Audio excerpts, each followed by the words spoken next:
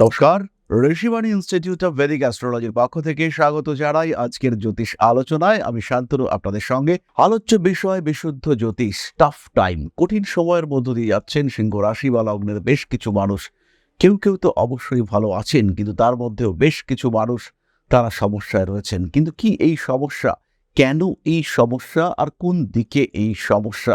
সমস্ত কাজ নিজে করতে চাইছেন, অতিরিক্ত আত্মবিশ্বাস, এই সমস্ত বিষয় নিয়ে কারোর উপরে ভরসা করতে পারছেন না সিংহ রাশি বা লগ্নের মানুষরা। সমস্ত কিছু কমপ্লিট হয়ে যাওয়ার পরেও আলটিমেটলি কাজটা শেষ হচ্ছে না। শেষ পর্যন্ত কোনো কাজকে পৌঁছে দেওয়া এবং তার আলটিমেট পেমেন্ট নেওয়া অসুবিধা হচ্ছে সিংহের ক্ষেত্রে। কাজকর্ম তো কমপ্লিট করেছেন, বিরাট বড় কন্ট্রাক্ট ছিল, কন্ট্রাক্ট কমপ্লিট, প্রায় কমপ্লিট, এবার দরকার পেমেন্টের, কিন্তু সেই পেমেন্ট আসছে না। কেন আসছে না? এর কারণগুলো আমরা খুঁজে বার করবার চেষ্টা করব। সিংহের সবচেয়ে বড় দুর্বলতা কি? কেন কেন কেন সিংহ বারবার ব্যর্থ হচ্ছেন? রাজার মতো থাকার ক্ষমতা সম্পন্ন সিংহ রাশি বা লগ্নের মানুষরা তারা কেন ব্যর্থ হচ্ছেন? তারা কেন নিজেদের অবস্থাকে ঠিকঠাক করতে পারছেন না? সমস্ত কিছু তো ঠিকঠাক রয়েছে, পরিকল্পনা পারফেক্ট, পরিশ্রম পারফেক্ট, চেষ্টা পারফেক্ট, কানেকশন পারফেক্ট, কিন্তু সাকসেস কোথায়? সেই সাকসেস কেন সাকসেস নেই, সেটা আমরা খুঁজবো আজকের ভিডিওতে। সিংহ রাশি বা লগ্নের মানুষদের ব্যর্থতা বা সমস্যার সবচেয়ে বড় কারণ হলো তারা কিন্তু অর্থোডক্স। তারা পরিবর্তন পছন্দ করে না। নিজেরা যেটা ভাবেন সেটাকেই বাস্তবসম্মত মনে করবার চেষ্টা, হয়তো সেটাই ঠিক, কিন্তু বর্তমান পরিস্থিতিতে সেই বিষয়টা গ্রহণযোগ্যতা হারাচ্ছে। নিজেকে পরিবর্তন করতে না পারার মানসিকতা এবং রিজিডিটি, এটা সিংহের ব্যর্থতার কারণ। আমি যে কথাটা বললাম এটা মেনে নিতে বহু সিংহ রাশির মানুষদের সমস্যা হবে।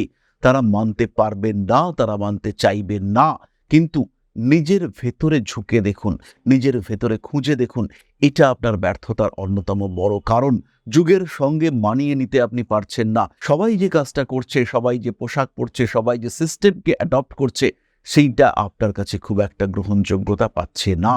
আপনি ভাবছেন আমি আগেরটাতেই ভালো থাকবো। দমদম রোডে একটা ভীষণ চালু দোকান ছিল, সেই দোকানে ice cream, cold drinks, cake, pastry ইত্যাদি বিক্রি হতো, খুব চালু দোকান।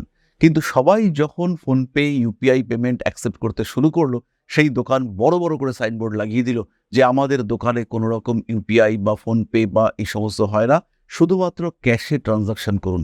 ঢুকছে দোকানটা, ওই রকম চালু দোকান যেখানে একসময় প্রায় লাইন দিয়ে জিনিসপত্র নিতে হতো, সেই দোকান কিন্তু এখন ধুঁকছে, লোক হয় না, হাঁ করে বসে থাকে একটা কর্মচারী।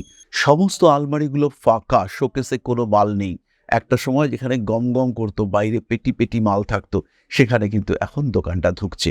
খুব বেশি দিনের কথা নয়। এর কারণ হলো বর্তমান পরিস্থিতিতে গ্রহণ করার অক্ষমতা। এর কারণেই কিন্তু পিছিয়ে যেতে হলো এই মানুষগুলিকে, পিছিয়ে আসতে হলো এই সিস্টেমকে। সিংহ রাশির ক্ষেত্রে এটা একটা বড় উদাহরণ।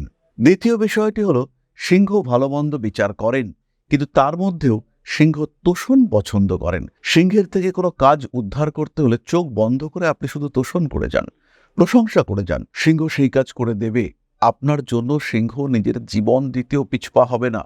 সিংহ রাশির মানুষ যদি আপনি হয়ে যান, তাহলে এখনই নিজের চরিত্রে পরিবর্তন নিয়ে আসুন। সবকিছুতে এত উদার হওয়ার কোনো প্রয়োজনীয়তা নেই। নিজের কথা ভাবুন, নিজের ভবিষ্যতের কথা ভাবুন, নিজের পরিবারের কথা ভাবুন। উদারনীতি খুব ভালো, কিন্তু অতিরিক্ত ঔদার্য আপনাকে কিন্তু ডোবাবে। অতিরিক্ত মুক্তমনা মানসিকতার কারণে পিছিয়ে আসতে হবে আপনাকে। সমস্যায় পড়বেন আপনি, অস্থিরতা আসবেই আপনার জীবনে। এই ধরনের অস্থিরতাকে যদি আপনি ওভারকাম করতে চান, তাহলে বুঝুন কে আপনার ভালো চায়। প্রশংসা তো হচ্ছে, কিন্তু কেন প্রশংসা হচ্ছে? সেই মানুষটার প্রশংসার পেছনে কি কোনো সুপ্ত উদ্দেশ্য আছে? তাহলে সেই মানুষটাকে আপনার জীবন থেকে দূরে সরিয়ে রাখুন। প্রশংসা প্রয়োজন নয়, প্রয়োজন সাকসেস। প্রশংসা তো আপনি পাচ্ছেন, মন ভরছে, কিন্তু পেট কি ভরছে? লক্ষ্য করুন, যে মানুষগুলো আপনার কাজের লোক, হয়তো কড়া কথা বলে, তাদেরকে সঙ্গে নিন, তাদেরকে নিয়ে এগিয়ে চলুন। প্রশংসা অবশ্যই গুরুত্বপূর্ণ, কিন্তু তার অতিরিক্ততা অপ্রয়োজন। সিংহ রাশি সম্পর্কে শাস্ত্রে বলা রয়েছে, তেজহি সিংহস্য ভূষণম অহংকারে পতনম ভবেৎ। অর্থাৎ তেজ, ক্রোধ সিংহের অলংকার, এটাই সিংহের সম্পদ। কিন্তু এর মধ্যে যদি অহংকার আসে, সেটাই সিংহের পতনের কারণ। পরবর্তী বিষয়টি হলো এথিক্স এবং নীতিবোধ। সিংহ রাশি বা লগ্নের মানুষ তিনি জন্মগতভাবেই লিডার, তিনি নেতৃত্ব করবার ক্ষমতা সম্পন্ন, তিনি নেতা। কিন্তু তিনি সেই নেতৃত্বের সুযোগ যদি না পেয়ে থাকেন বা নেতৃত্বের সুযোগ পেয়েও সিস্টেম যদি তার এথিক্সের সঙ্গে না ম্যাচ করে, তিনি কিন্তু সেখান থেকে হট করে নিজেকে উইথড্র করে নেন। কোনো কোনো ক্ষেত্রে আমরা দেখতে পাই যে বিভিন্ন রাজনৈতিক নেতা, তাদের মতাদর্শ সঠিক, তারা সঠিক জায়গায় রয়েছেন, অবশ্যই তারা প্রলোভনযুক্ত নন, বাংলায় যদি আমরা বলতে চাই তারা ধান্দাবাজ নন, কিন্তু তারা কোনো একটা রাজনৈতিক দলের সঙ্গে সম্পর্ক কন্টিনিউ করতে পারছেন না। পদ পেলেন, কাজ করলেন, কিন্তু সেখানে কন্টিনিউইটি রাখতে পারলেন না, পিছিয়ে আসতে হলো, পিছিয়ে আসতে তারা বাধ্য হলেন এবং বেশ ভালো জায়গা থেকে তাদেরকে পিছিয়ে আসতে হলো। এটা সিংহের ক্ষেত্রে দেখতে পাওয়া যায়। সিংহ প্রথমে নিজের মতো করে এনভায়রনমেন্ট ক্রিয়েট করবার চেষ্টা করেন, কিন্তু যখন সেই এনভায়রনমেন্ট নিজের মতো করে হয় না, নিজের এথিক্সের সঙ্গে ম্যাচ করে না, তখন কিন্তু সিংহ সেখান থেকে নিজেকে উইথড্র করেন, সিংহ সেখান থেকে রিটায়ার করে বেরিয়ে চলে আসেন। আর এটা আমরা বারবার সিংহ রাশি বা লগ্নের মানুষদের ক্ষেত্রে দেখতে পাই এবং পাচ্ছি। কোনো কোনো সময় যে ব্যক্তি আপনার প্রশংসা করছে সেই ব্যক্তির উপরে আপনি চোখ বন্ধ করে ভরসা করছেন, এটাও সিংহের জন্য একটা সমস্যা ডেকে নিয়ে আসে। একটু লজিক্যাল হয়ে উঠতে হবে, আধুনিকতাকে গ্রহণ করতে হবে।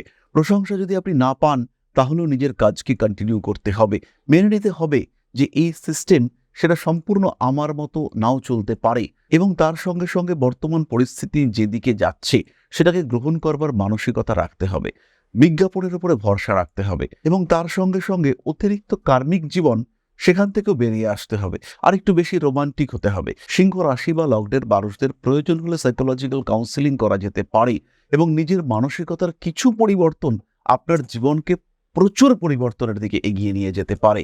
তার সঙ্গে সঙ্গে কয়েকটি বিষয় খেয়াল রাখতে হবে। জন্মকুণ্ডলিতে রবি দুর্বল, সাকসেসফুল হওয়া মুশকিল আছে। রবি অষ্টমগত, শত্রু আপনার সঙ্গে সঙ্গে ঘুরছে, আপনি এগোতে চাইলেই সেই শত্রুরা কোনো না কোনোভাবে আপনাকে ব্যালেন্স করে পিছিয়ে নিয়ে আসবে। আপনি চেষ্টা করছেন লড়াই করবার, আপনি চেষ্টা করছেন এগিয়ে যাওয়ার, কিন্তু আলটিমেটলি আপনার সেই চেষ্টা সাকসেসফুল হচ্ছে না, পিছিয়ে আসতে হচ্ছে আপনাকে, ডিস্টারবেন্সেস আপনাকে ফেস করতে হচ্ছে, বাধা বিপত্তি আপনাকে ফেস করতে হবেই, কারণে অকারণে লোন হয়ে যাবে। লগ্নের উপরে রাহুর দৃষ্টি, আপনার ক্ষতিকারক শত্রুরা আপনার সঙ্গে সঙ্গেই রয়েছে, তার সঙ্গে সঙ্গে আপনার সিদ্ধান্ত গ্রহণে কিছু কিছু ক্ষেত্রে সত্যিই অক্ষমতা রয়েছে। লগ্নের উপরে রাহুর দৃষ্টি, সাইনাস, মাইগ্রেনে ভুগছেন সিংহ রাশি বা লগ্নের মানুষরা। পড়াশোনার ক্ষেত্রে প্রপার ডিসিশনের অভাব রয়েছে, কোনো কোনো সময় প্রচণ্ড আত্মবিশ্বাসী, আবার কোনো কোনো সময় একদম আত্মবিশ্বাস হারিয়ে ফেলছেন। কি হচ্ছে আপনার সাথে বুঝে উঠতে পারছেন না, পিছিয়ে আরো পিছিয়ে পড়ছেন, ক্রমাগত পিছিয়ে আসতে বাধ্য হচ্ছেন আপনি। এর কারণ আপনার জন্মকুণ্ডলিতে রাহু ধীরে ধীরে বলবান হচ্ছে। সিংহ রাশি সিংহ লগ্নের মানুষদের ক্ষেত্রে জন্মকুণ্ডলিতে বৃহস্পতি পীড়িত রয়েছে। কখনোই আপনি কিন্তু সঠিক বন্ধু, সঠিক গুরু, সঠিক শিক্ষক পাচ্ছেন না। কার মতো করে চলবেন, কে আপনাকে গাইড করবে, ফলে পুরোটাই নিজেকে সিদ্ধান্ত নিতে হচ্ছে। বহু সময় আমরা দেখতে পাই সিংহ রাশি বা লগ্নের মানুষদের জন্মকুণ্ডলিতে যদি বৃহস্পতি দুর্বল থাকে, তাহলে তাকে কন্টিনিউয়াসলি নিজেকেই স্ট্রাগল করতে হচ্ছে। জন্ম থেকে সেই মানুষটা স্ট্রাগল করে চলেছেন। এটা ঘটে সিংহের ক্ষেত্রে এবং সেই স্ট্রাগল করতে করতে নিজেকে নিজের মতো করে শিক্ষিত করে তুলেছেন সিংহ। আলটিমেটলি সেই শিক্ষা হয়তো সঠিক নয়, কিন্তু তাহলেও সেই মত, সেই সিস্টেম, সেখান থেকে সিংহ কিন্তু আর বেরোতে পারছেন না। ফলে বেশ কিছু সমস্যা সিংহকে ফেস করতে হচ্ছে, ব্যর্থতা আসছে এবং সেই ব্যর্থতা সিংহকে বারবার পিছিয়ে দিচ্ছে। সুতরাং সিংহ রাশি বা তার 3 নক্ষত্রের জাতক জাতিকা, তাদের জীবনে ব্যর্থতার উৎস, ধাক্কা, সমস্যা কোন দিক থেকে আসতে পারে তার একটা সাধারণ ধারণা আমরা প্রাপ্ত হলাম। কনফিডেন্স বাড়ান, আরও বাড়ান, পরিবর্তনশীল পরিস্থিতিতে মানিয়ে নেওয়ার ক্ষমতা সেটাকেও আরেকটু বাড়িয়ে নেওয়ার চেষ্টা করুন। প্রচুর পড়াশুনো করুন, সিনেমা দেখুন, নিজের মনকে উৎফুল্ল রাখার চেষ্টা করুন। যে বিষয়গুলো আপনার মন সত্যি সত্যিই মানছে না সেগুলো করবেন না, কিন্তু তার পেছনে লজিকটা কি, কেন মানছে না, সেটা হচ্ছে গিয়ে একটু ভাবার চেষ্টা করুন। সেই ক্ষেত্রে কিন্তু আপনার অগ্রগতি বা উন্নতি অনেকটাই বেশি হতে দেখতে পাওয়া যাবে। নিজের মনের শান্তির জন্য আধ্যাত্মিক বইপত্র পাঠ করুন, সেখানেও কিন্তু আপনি উন্নতি দেখতে পাবেন, ডেভেলপমেন্ট দেখতে পাবেন। নিজেকে হ্যাপি রাখার চেষ্টা করুন। গান শুনুন সিংহ রাশি বা লগ্নের মানুষরা। সিংহ রাশির মানুষদের ক্ষেত্রে আমি দেখেছি একটু ম্যাচিউরড বিহেভিয়ার দেখতে পাওয়া যায়, ওরকমটাকে মাঝে মাঝে বাদ দিন। একটু চাইল্ডিশ বিহেভিয়ার অ্যাকসেপ্ট করুন, ভালো থাকবেন আপনি, অসুবিধার কোনো জায়গা কিন্তু নেই। তাহলে এবার আমরা চলে আসবো আলোচনার পরবর্তী পর্যায়ে, অর্থাৎ আপনাদের প্রশ্নে জ্যোতিষের উত্তর। তবে তার আগে একটি ছোট্ট বিষয় আপনাদের সঙ্গে শেয়ার করব। জ্যোতিষশাস্ত্র, অ্যাস্ট্রোলজি, যা আপনার জীবনকে পাল্টাতে পারে। জ্যোতিষশাস্ত্রের উপর নির্ভরশীল হয়ে বা জ্যোতিষশাস্ত্রকে গ্রহণ করে আপনি আপনার জীবন বদলাতে পারেন। একে গ্রহণ করতে পারেন মূল পেশা হিসেবে, একে গ্রহণ করতে পারেন সাহায্যকারী পেশা হিসেবে। বহু মানুষের বর্তমান যুগে একটা সেকেন্ডারি প্রফেশনের প্রয়োজন রয়েছে। বাড়িতে বসে রয়েছেন একদম গৃহবধূ বা এই মুহূর্তে ছাত্র বা ছাত্রী, সেই ক্ষেত্রে আপনি জ্যোতিষ শিক্ষায় শিক্ষিত হতে পারেন। অতি অল্প সময়ে এই শিক্ষায় নিজেকে শিক্ষিত করে তুলতে পারেন এবং এটা হয়ে উঠতে পারে আপনার ভবিষ্যৎ কর্মজীবনের অন্যতম প্রধান পাথেয়।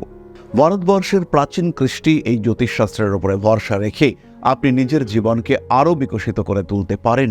শুধুমাত্র পেশা হিসেবে নয়, মান, সম্মান, যশ, অর্থ প্রত্যেকটি বিষয় প্রাপ্তির মাধ্যম হিসেবে আপনি ব্যবহার করতে পারেন জ্যোতিষশাস্ত্রকে। মনের মধ্যে প্রশ্ন জাগছে, কোথায় শিখবেন, কিভাবে শিখবেন? ঋষিবাণী এবার নিয়ে এসেছে আপনাদের জন্য একটা কোর্স, মাত্র 2499 টাকায় সম্পূর্ণ জ্যোতিষ শিক্ষা ব্যবস্থা নিয়ে এসেছে ঋষিবাণী। প্রেডিক্টিভ অ্যাস্ট্রোলজি, হোরাশাস্ত্র, যার মাধ্যমে আমরা জ্যোতিষ বিচার করতে পারি। জ্যোতিষ বিচারের একদম জিরো লেভেল থেকে অ্যাডভান্স লেভেল পর্যন্ত ধাপে ধাপে প্রেডিকশন, সম্পূর্ণ ভিডিও ক্লাসের মাধ্যমে আপনি জানতে পারবেন, ধাপে ধাপে শিখতে পারবেন। জ্যোতিষকে যারা ভালোবাসেন এবং নিজের মতো করে যারা জ্যোতিষ শিখতে চাইছেন, নিজের সময় মতো, নিজের সুবিধে মতো, অল্প অল্প করে বুঝে, নিজের কোয়ালিটি অনুযায়ী, নিজের শিখন ক্ষমতা অনুযায়ী যারা জ্যোতিষ শিখতে চাইছেন, যারা চাইছেন এমন একটা পাঠ্যক্রম যেটা আপনার জন্য তৈরি এবং সেই পাঠ্যক্রমে আপনি আপনার মতো করে শিখতে পারবেন, তাদের জন্য এই কোর্সটি। মাত্র 2499 টাকায় সম্পূর্ণ 2 বছরের জ্যোতিষ শিক্ষা ব্যবস্থা এটি আপনাদের জন্য নিয়ে এসেছে ঋষিবাণী পরিবার। বহু মানুষ রয়েছেন যারা জ্যোতিষ শিখেছেন, জ্যোতিষকে ভালোবাসেন, কিন্তু প্রেডিকশন করতে পারেন না। বেশ কিছু মানুষ রয়েছেন তারা প্রেডিকশন করতে পারেন কিন্তু আলটিমেটলি রেমেডি সিলেকশন করতে পারেন না। এই প্রত্যেকটা মানুষের প্রত্যেকটা সমস্যার সমাধান নিয়ে রয়েছে পুঙ্খানুপুঙ্খ এই কোর্স। আমাদের সম্পূর্ণ জ্ঞান, তার প্রকাশ এবং প্রতিফলন এই জ্যোতিষ কোর্সে রয়েছে। বিশুদ্ধ বৈদিক জ্যোতিষের এই কোর্স, যেখানে আপনি শিখতে পারবেন art of prediction, art of remedy, এবং যেখানে জ্যোতিষ হয়ে উঠবে আপনার অন্যতম পথপ্রদর্শক। তাই আর দেরি নয়, জ্যোতিষ শিক্ষার এই অনবদ্য কোর্সে, বলবো আমরা অভূতপূর্ব কোর্স, যা পশ্চিমবঙ্গের বাংলা মাধ্যমে আগে কখনো আসেনি, এই ধরনের একটি কোর্সে ভর্তি হওয়ার সুযোগ নিয়ে এসেছে ঋষিবাণী আপনার সামনে। এবং সম্পূর্ণ কোর্সের কোর্স ফি মাত্র 2499 টাকা। এই টাকাতে সম্পূর্ণ কোর্সটি আপনি পাচ্ছেন, যেটা সাধারণত জ্যোতিষ কোর্সের অ্যাডমিশন ফি বা 1 মাসের মায়রা, সেই কোর্সে আপনারা পাচ্ছেন সম্পূর্ণ কোর্সটা, এবং সেটা উইথ লাইফ টাইম অ্যাক্সেস। সব সময় আপনি দেখতে পারবেন, যখন আপনার ইচ্ছা সেই সময় আপনি দেখতে পারবেন, অ্যাক্সেস করতে পারবেন এই কোর্সটিকে। তাই যারা নতুন করে কিছু ভাবতে চাইছেন, নতুন করে কিছু করতে চাইছেন, যারা নিজের জীবনে একটা ট্রান্সফরমেশন নিয়ে আসতে চাইছেন, পরিবর্তন করতে চাইছেন নিজের লাইফস্টাইলের, তাদের জন্য এই কোর্স মাত্র 2499 টাকায়। মাত্র 2499 টাকা, যেখানে নেই কোনো রকম কোনো হিডেন কস্ট। শিখবার জন্য সম্পূর্ণ এই কোর্সটি 2499 টাকায়। সংযুক্ত হন আমাদের এই কোর্সে। এখন আপনার বর্তমান এবং ভবিষ্যৎ আপনার হাতে। ঋষিবাণী রয়েছে প্রতি পদক্ষেপে আপনার সাথে। আজই কল করুন আমাদের কন্ট্যাক্ট নাম্বারে, ভর্তি হন আমাদের এই অভূতপূর্ব কোর্সে। বাংলা মাধ্যমে সর্বপ্রথম ঋষিবাণী পরিবার নিয়ে এসেছে এই ধরনের জ্যোতিষ শিক্ষার সুযোগ। তাই আর দেরি নয়, অনেক হয়েছে অপেক্ষা। এবার জ্যোতিষ হয়ে উঠুক আপনার পথপ্রদর্শক। ভালোবাসেন যদি এই সাবজেক্টকে, আপন করে নিন ঋষিবাণীকে।